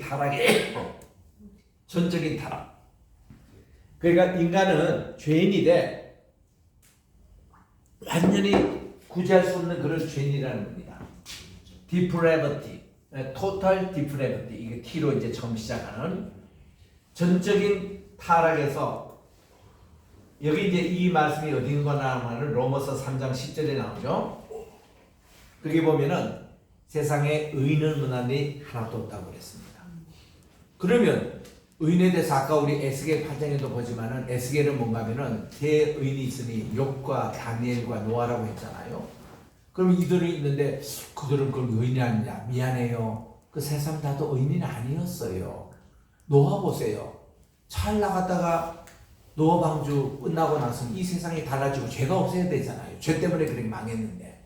근데 노아 홍수 이후에 이 할아버지 또 죄를 지었어요. 그나게 포도주 마시고 벌거벗게 나체로 그냥 있다가, 그리고는 그저 둘째가 와가지고 아버지의 그 나체를 보고는, 근데 그게 보면요, 미시나라는 이 히브리어 그 이 성경에 구조로 내놓은 것을 그게 적게던 주석에 보면 이런 말이 나와요. 둘째 한 녀석이 들어와가지고 아버지의 나체를 보고 성욕을 느꼈다, 이렇게 나옵니다. 동성애 그런 거. 그래가지고 아버지가 일어났잖아요. 그런데 이 녀석이 나가가지고 자기 형하고 동생에게는, 야벳하고 이저 셈에게는 아버지 저기 나체로 주무시더라 이러고 알려줬잖아요. 그러니까 이들이 알기 때문에 그걸 쳐다보지도 않고 이제 가서 이거 덮어주고 나왔지 않습니까? 우리 미국에서 태어난 자란 애들이요, 한국의 대중목욕탕 잘 못 들어갑니다. 왜냐면 한 번도 벌거벗은 모습을 본 적이 없다가 전부 다 벌거벗고 다니는 걸 보고 기겁합니다. 애들 남탕도 그러고 여탕도 그러고 우리 애들 다 그랬어요. 근데 남탕에도 끝까지 우리 막내가 안 들어가려고 하더라고. 그래서 이제 지 삼촌이 끌고 들어가서 이제 그거를 다 했는데 지 친구하고도 또 들어가요. 내하고는 그렇게 들어가기 싫어하는 아내가 나중에 물었습니다. 요한아, 너 왜 아빠하고 그렇게 목욕탕 가는 거 싫어하냐? 아빠, 노아 할아버지 그거 봐가지고 저주를 받았는데 내가 어떻게 그걸 보겠습니까? 근데 야, 역시 그 아들 그 아버지 그 아들이다 이렇게 내 칭찬을 해줬습니다만은, 요한이는 지금도 그런 사람이에요. 얘는 성경 말씀 그대로 믿기 때문에 진화는 절대로 믿지 않고 말이죠. 딱 그냥 진화를 학교에서 강의할 때 말이지, 지가 막 리포트 써가지고 선생님에게 대들고 그냥 그래가지고 그걸 가지고 지금 영화 만들겠다고 영화 각본도 다 쓰는 친구예요. 그게 요한이가 그렇게 잘하던 애거든. 그거 딱 그거 주역에서 아버지 내가 노아의 그 함처럼 그렇게 저주를 받고 내가 그런 거는 내가 하고 싶지 않습니다. 그랬더니 야 됐다 그래 그렇게 하거라 하고 이런 참 그 우리가 죄에 대해서 그렇게 민감하고 죄에 대해서는 우리가 죽지 말아야 되고 우리가 뭐 아까 우리 고분제 얘기하지만 그거를 우리가 절대로 죄라는 것을 지어서는 안 된다는 거죠. 그래서 뭐 간음죄, 살인죄, 무슨 뭐 우리 도덕질 하는데 탐욕 같은 거 탐욕도 우상 숭배라거든요. 그래서 우리는 이거를 지키려고 하는 사람들을 그게 보통 인간이 돼야 되는데 이거를 수도승이라 그러고 이거를 성자라 그러고 하도 그런 인물이 없기 때문에 이런 이름을 붙이는 거 아니겠습니까? 근데 실제로 우리는요 이 죄에 대해서 민감해야 돼요. 죄라고 하는 것은 멀리해야 합니다. 절대로 우리 죄를 이거 지어서 안 되고 죄를 지으면 지으세요 뭐예요? 우리 머리가 윤택해 오지 못합니다. 그래서 우리 잠언서 3장 7절 8절에 보니까 죄를 멀리하고 하나님을 경외하는 자는 하나님께서 내 머리를 윤택하게 주겠다. F 받고 D 맞는 사람들 회개하셔야 됩니다. 그거 다 죄 때문에 그런 거예요. 죄 짓지 말고 하나님을 경외하고 말씀대로만 살아가면은 아까 우리 속이진 죄라도 있잖아요. 하지 말라 하는 건 하지 말고 하라는 것은 하고 그리고 적극적으로 하나님이 기뻐하고 하나님께 영광 돌리는 것은 적극적으로 하고 이렇게만 살면 그게 그 보통 성도의 모습이 아니겠습니까? 하도 세상의 사람들이 그런 사람이기 때문에 그런 사람을 성자라 붙이고 이렇게 하는데 얼마나 비참한 얘기예요. 우리 정말 하나님이 그렇게 하는 대로 그렇게 가면 되는 것이지 이렇게 우리는 토탈 지금 부패됐다는 것입니다. 두 번째는 뭔가 이게 unconditional 하나님께서요 무조건적인 우리에게 선택을 하셨다는 것입니다. 하나님의 그런 조건 없이 선택을 해주셨다는 거예요.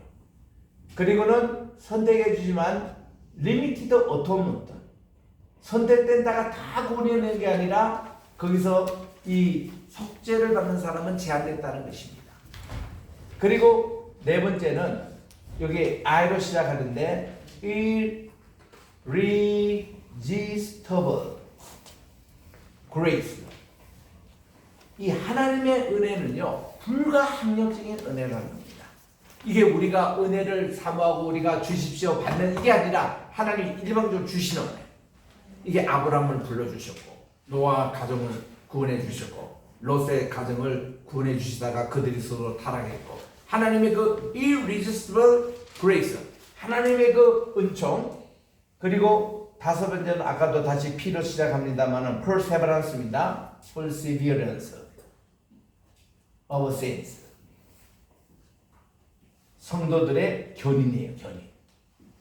그러니까 이 다섯 가지 원리를 잘 이해하면은 이게 바로 하나님의 구원의 모습이구나. 내가 전적으로 타락했던 우리 인간이 하나님께서 무조건 우리를 선택해 주셨는데 이 리미티드 어토먼트라는 것은 믿는 자에게는 구원의 은총을 믿지 않는 자에게는 이 속죄가 의미가 없는 거예요. 이 속죄가.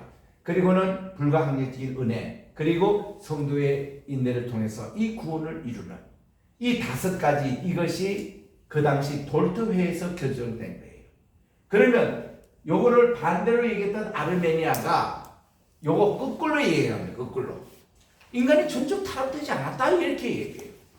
그리고 하나님은 선택 무조건이 아니라 조건적인 일렉션을 했다 이렇게 주장하고 있고 여기서는 제한적이 아니라 무제한적인 속죄 하나님의 속죄 우리가 알고 있는 그 거꾸로 얘기한 거예요.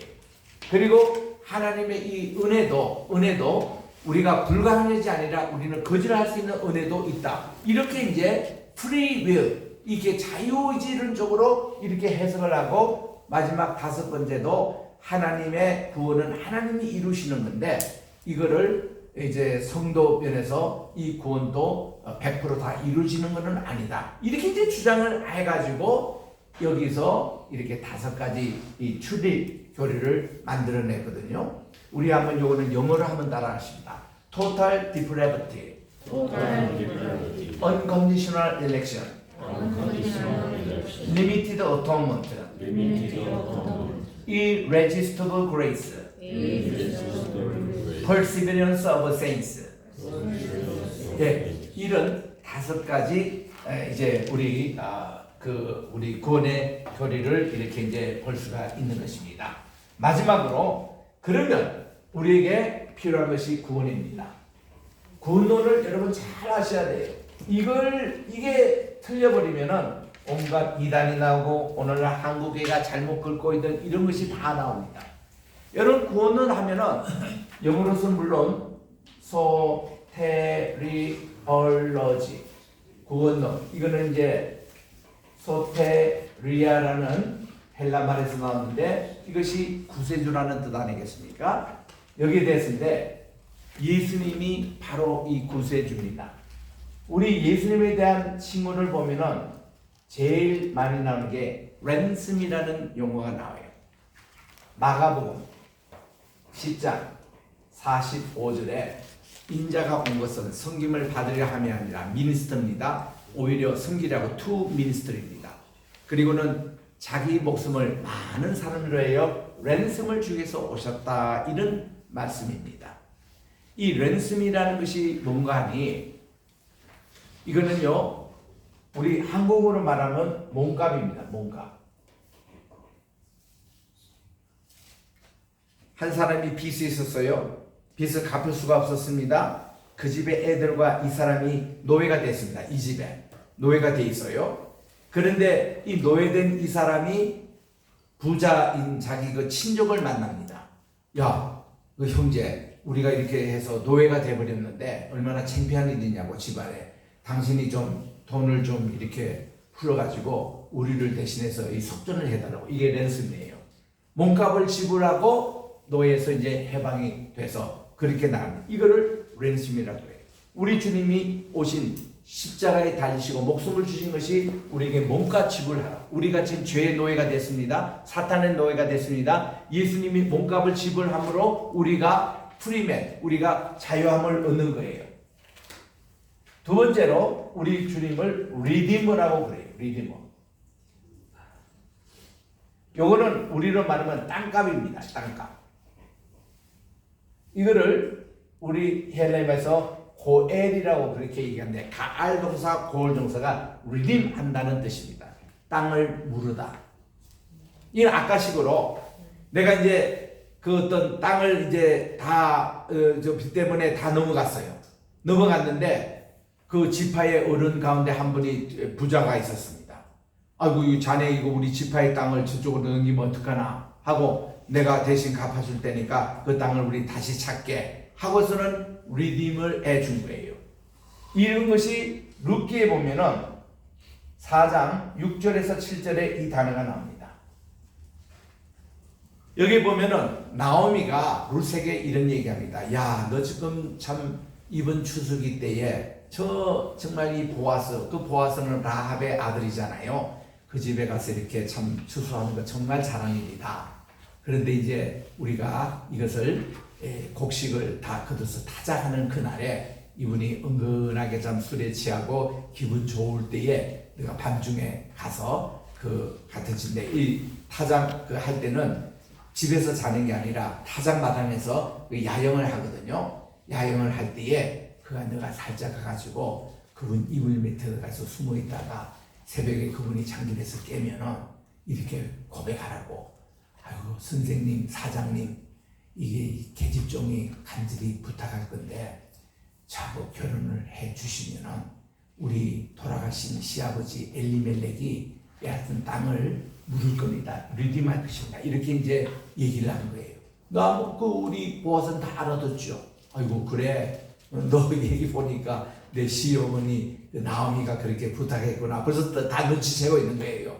그래, 내가 그렇게 하마. 근데 한 가지 조건이 있어. 내보다도 더 가까운 친족이 있거든. 그분이 이 권리를 이렇게 기부업 이렇게 그거를 한국말로 뭐라 합니까? 기부업을 포기해야 이제 그게 내 차례가 돌아오기 때문에 우리 내일 아침에 보자 하고는 지금 금방 추수한 것에 6대나 이렇게 되어가지고 주는 거예요. 그래서 룻기 3장 15절에 6대나 대준 이런 거를 왜 6이냐 이럴 때는 하나님이 6일 창조하신 거죠. 예수님이 십자가에 못 박힌 게 오전 9시에 달리셔서 오후 6시에 돌아가셨거든요. 6시간 동안 그렇게 십자가에 달리셨습니다. 속죄를 이신 숫자가 있는데 이 내용을 여기에 지금 누룩기를 통해서 예수 그리스도의 그 모형, 이게 형상을 여기서 보여주는 겁니다. 하나님의 하신 구원의 일을. 그래가지고 이걸 리듬을 그렇게 이제 약속을 하고서는 그 다음날 그가 성문에 10분 장로님을 모셨어요. 이 10분 장로님 재판관입니다. 그리고는 자기에게 더 가까운 친족, 이 엘리멜렉과 가까운 친족이 들어왔어요. 그러니까 어이 선생님 참 아주 오래간만입니다. 어디 집안으로는 잘 계셨습니까? 인사를 하고서는 사실 이렇게 지금 우리 이방에서 온 여인이지만 우리 나오미의 며느리가 여기 와서 이제 좀 땅을 물으려고 하는데 당신이 이거 좀 룻과 결혼해서 이것을 하면 안 되겠습니까? 했더니 이분이 그런 능력이 없어요. 자기가 이렇게 가까운 자기겠지만 그때 이분이 신발을 벗어가지고 이 보아스에게 줍니다. 그래서 내가 이 권리를 당신에게 양도했으니 당신이 룻과 결혼해서 땅을 물려주면 어떻겠습니까? 해서 장로들이 판결을 합니다. 정식으로 룻과 보아스가 결혼관계, 혼인관계 맺고 그때부터 보아스가 이 모든 엘리멜렉의 그 있던 땅을 물려주는 땅값을 다시 되찾는 겁니다. 이거를 리딤이라고 해요. 그 예수님이 십자가에 못 박히실 때에 우리에게 모든 것을 다 이뤘다 할 때에 요한복음 19장 30절에 이렇게 말합니다. 테텔레스타이. 우리 한번 따라할까요? 테텔레스타이. 두 번째 액센트에 있습니다. 테텔레스타이가 all debts of, 모든 죄짐이 다 forgiven, 다 용서를 받았다, 이런 뜻입니다.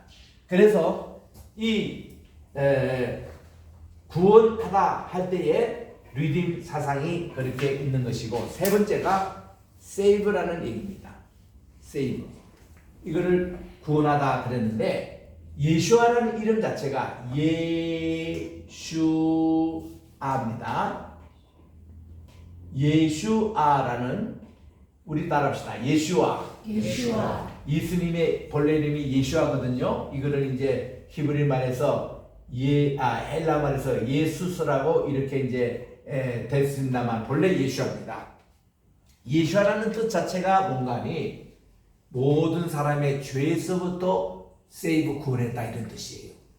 그게 세이브입니다. 그래서 여기서 나온 것이 셀베이션이에요. 세이비어, 구세주라는 얘기입니다. 우리를 구해줬다, 이런 뜻이에요. 네 번째로 예수님의 하신 일을 프로피시에이션, 화목제물이라고 번역합니다. 이게 이제 로마서 3장 25절에 나오는, 우리 하나님께, 예수님께서 십자가에 달리신 것은 하나님 자신이 달리신 그 구유식입니다. 하나님께서 죄의 종에 빠져있던, 사탄의 그 종에 빠지던 우리를 구원하시기 위해서 하나님 자신이 제물이 된 거예요. 화목제물이 된 거예요. 그래서 우리 주님이 십자가에 죽으심으로 화목제물이 되셔서 우리의 모든 죄짐을 다 정리해 주시고 우리를 주님과 함께 하나가 되게 하는 놀라운 사건이었습니다. 이것이 바로 프로시페이션, 화목제물이에요. 자, 요거를 우리 다섯 번째로 어토먼트라 그러는데, 속죄입니다. 이게 영어로서 나오는 얘기예요. 어토먼트라는 뜻은 뭐냐면 at one이 됐다는 겁니다. 하나님과 우리 사이가 더 이상 둘이 아니고 하나가 됐다는 거예요. 에베소서 2장 14절에 나옵니다. 하나님 우리의 화평이시라 그랬습니다. 샬롬이시다. 샬롬이셔서 하나님과 우리 사이에 나오는 모든 장벽을 허시고 하나가 되게 하셨다, 그런 말이에요. 그 하나가 되게 하신 장본이신 예수 그리스도가 2장 15절에 뭔가니 one new man, 이게 한 새로운 분이라는 거예요. 원룸이라는 말이 여기서 나온 겁니다. 우리 에베소서 2장 15절 한번 찾아볼까요?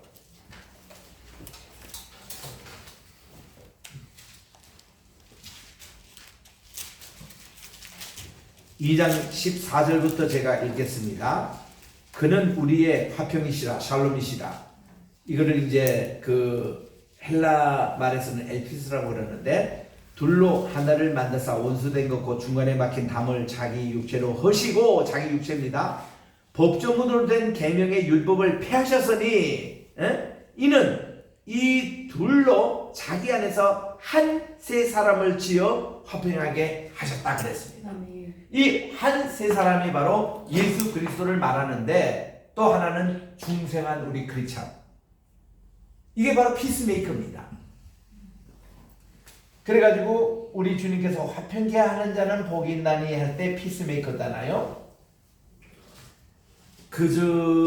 지난 목요일인가요? 서울에 갔더니 우리 대만에서 오신 선교사님 이름이 뭐죠? 최형. 네, 최형. 이분이 와서 특강을 하세요. 우리 황준성 목사님이 앞에 멘터 하시고, 이분이 오셔가지고 대만 선교사이신데, 이분이 대만 가시기 전에 여의도 순복에서 10년 동안 찬양대 지휘하셨고, 조영규 목사님이 해외 집회할 때 가셔가지고 늘 지휘했던 분인데, 이분이 이제 은퇴하시고 대만에 가서 지금 선교사를 하고 계시는데, 이분이 영화를 만든 게 원유맨이라는 영화예요. 그게 룻기 얘기입니다. 룻기, 이 유리물 얘기. 이 룻의 얘기를 바울 서신과 연관시켜서, 바울 서신은 지금 여기 에베소 2장 요거 15절 말씀입니다. 요거와 연관시켜가지고 영화를 만들었어요. 근데 굉장히 성교적인 영화고 굉장히 참 잘 됐더라고. 몇 가지 장면을 이렇게 보여주는데, 그거를 이제 마지막 편집을 헐리우드에 가서 이제 하신다고 그러시더라고요. 그래서 돈이 한 3억이 더 필요한데, 그 한국교회가 좀 도와주면 좋겠다, 이제 이런 메시지였는데, 굉장히 감명을 받았습니다. 참 이런 구원의 과정의 한 일부를 이런 식으로 영어로 표시하는데, 그 영화에 보니까요, 룻의 우리 기룡과 말론이 나오잖아요. 이 말론이 형이고 기론이 동생입니다. 말론의 부인이 룻이고 기론의 부인이 오르바입니다. 그런데 이 오르바 기론이 먼저 장가를 갔어요. 그리고 후에 장가를 가시 룻과 말론입니다. 근데 이 두 친구들이 이방인 여인 룻과 오르바는 둘 다가 바로 그 금오스 신전에서 섬겼던 여창들이었거든요. 여사제들입니다. 맨날만 남자 몸 팔고 이제 이런 친구들이었는데, 이거 이스라엘에서 두 친구 와가지고 여호와 하나님 돼서 섬기고 천지 만물을 지으신 이거 얘기하니까 그들이 쏙 빠져가지고 여기 이제 이 종교, 히브리 종교에 관심을 가졌던 것이죠. 그런데 이 룻은 철저하게 개종을 했고 중생을 했습니다. 오르바는 반투 개종을 해가지고 지 남편도 죽고 자기 시아버지는 미리 죽었기 때문에 엘리멜렉이었고, 자기 이제 다 세 남자는 죽었고 이제 세 여자만 남은 거예요. 나머지하고 이 룻과하고 오르바입니다. 감당이 되지 않아요. 10년 만에 그가 베들레헴에 다시 돌아가게 됐습니다. 거기서 이제 하나님이 다시 복을 주셔서 이제 곡식이 풍부하다는 거죠. 그래서 얘들아, 너희들 이제 나이도 젊고 청산과거가 됐으니 여기서 좋은 사람 만나서 가정을 이루라. 나는 이제는 다시 고국으로 가야 되겠다. 그랬는데, 그렇게 해서 굿바이를 하려고 했는데, 이 오르바는 어머니의 뜻이 정그릇이 되면 그렇게 하겠습니다 하고 갔고, 이 룻은요, 어머니 무슨 말씀을 하십니까? 룻게 1장 16절에 보니까 어머니의 하나님이, 여호와 하나님이 곧 나의 하나님이 이미 됐습니다. 어머님의 백성이 제 백성입니다. 어머님이 가시는 곳에 저도 꼭 가겠습니다. 어머님이 유숙하시는 그곳에 저도 유숙하겠습니까? 어머니께서 돌아가시는 그곳에 나이가 죽겠습니다. 5가지. 감동해. 오늘날 우리 크리스찬들이 예수님을 따라가는 방향에 이러면 얼마나 좋겠어요. 예수님이 돌아가시는 골고다 언덕에서 나도 같이 십자가에 달렸습니다 하고 죽을 놈이 누가 있어요? 아무도 나타나지 않고 멀리 도망가고 사도 요한만 거기 있잖아요. 우리가 참 부끄러워요. 이 룻의 그런 신앙을 보면은. 그래서 이분이 바로 원유맨이 누굽니까? 이 두 사이에 세어난 태어난 아기가 오벳이었어요. 오벳이 이새를 낳았습니다. 이새가 다윗을 낳았어요. 오벳은 이 다윗의 할아버지가 됩니다. 그리고 이 룻은 다윗의 증조 할머니, 그리고 라합 이분은 그의 다윗의 고조 할머니가 되는 거예요. 이런 루트를 이어나는 그런 영화예요. 그래서 영화 내용에 보면요, 기론과 말론이 이제 저들이 기근에 있어서 모압 지방에 이제 이민 갔잖아요. 이민자들이 처음에 느끼는 배고픔과 그런 서러움, 그런 것도 그 장면에 그리고 있고, 또 이 두 여성들 결혼하면서 그 삶의 모습을 그리고 있고, 또 엄마 이제 저 나오미가 이들 헤어질 때 그 모습 영화에서 담고 있는데, 참 극적이더라고. 아주 영화를 너무 잘 만들었어요. 이렇게 하나 좀 아쉬운 점은 조금 더 고대 근동적인 그런 좀 그물의 형상과 이런 것이 좀 있었으면 좋겠는데, 그 대만에서 촬영했기 때문에, 또 그 색깔도 이분들이 직접 만들었다 그러더라고요. 많이 연구해서 만들었지만은 조금 부족한 부분들이 좀 있어요. 그 모압 지방을 이제 그리는 거며, 베들레헴에 다시 돌아왔을 때 있던 모습들. 좌우지간 좋은 이 영화가 원뉴맨이라는 이것이 나온 겁니다. 어떠면 하나가 되는 이런 모습들 얼마나 좋습니까? 마지막으로 우리 예수님께서는요, 우리 다시 이제 가면은 랜섬의 모습으로, 리디머의 모습으로, 세이비어 모습으로, 또 프로피시에이션 모습으로, 그리고 어토먼트, 우리 주님이 이런 모든 화목제물을 이루신 이런 구원을 우리 주님께서 이루신 모습을 우리가 봅니다만은, 마지막으로 6번째로 보면은 reconciliator. 이게 이제 고린도후서 5장 18절부터 20절에 나와요. 5장 10절에 보니 이렇습니다. 누구든지 그리스도 안에 있으면 새로운 피조물이라. 이전 것은 지나갔으니 보라 새 것이 되었도다 하시면서 18절에 말씀합니다. 우리 주님께서 우리에게 화목해 하는 직책을 주시다는 거죠. 우리가 reconciliation, 이것이 바로 뭔가 하니 restoration입니다. 회복입니다. 회복. 무슨 회복이냐면 주님의 구원은 다른 게 아니에요. 우리를 본래 하나님의 형상 그 모양대로 회복하는 이것 내용이 reconciliation입니다. 이런 것을 우리에게 주셨대요. 그래서 이거는요, 천사도 흠모할 수 없는, 흠모하는 우리에게 화목의 지체를 주시다. 우리 찬송가의 그림 뭐예요? 그 무슨 찬송입니까? 다다다단다단다라란다다. 그리고 후렴에 가서 천사도 흠모할, 우리가 지금은 몇 장이죠? 몇 장이죠? 한번 그거 한번 불러보세요. 너무나 우리 후렴에서 그 참 중요하고, 우리가 몇 장입니까? 우리가 지금은 길 가는 나그네 몇 장? 508장 508입니다. 우리 거기 후렴 부분만 우선 읽어보자. 그에게 부탁하시니 천사도 흠모하겠네. 화목해 하라시 구주의 말씀을 온 세상 널리 전하세. 그 앞에 1, 2, 3절 보면 다 이거 참 화목해 하라는 직책을 우리에게 주셨다. 이게 reconciliation이에요. 그래서 예수님께서 가신 모든 게 회복입니다. 회복. 하나님의 질서에 대한 회복, 우리의 하나님의 형상과 모양대로 회복. 이게 진짜 구원이에요.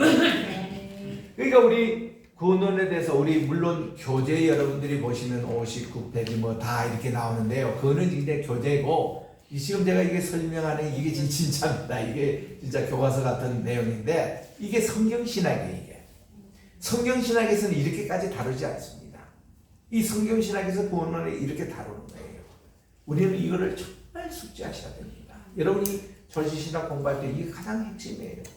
이거는 또 공부하고 또 우리가 하고, 그래서 우리 아까 구원의 서정도 그렇고, 우리가 또 죄 문제도 그렇고, 또 예수님의 그 구원의 우리 핵심은 우리 예수님 아니겠습니까? 예수님 곧 하나님이시잖아요. 하나님이 우리로 하여금 이걸 하기 위해서, 하나님이 회복하시기 위해서 직접 인간이 되시고, 오늘까지도 우리를 예수님 믿으라고 이렇게 하고 우리에게 하는데, 우리가 정말 이런 하나님을 모시고 있다는 거 얼마나 우리가 행복한지, 이런 회복의 역사가 우리 모두에게 일어나시길 주의 이름으로 축원합니다. 기도하겠습니다.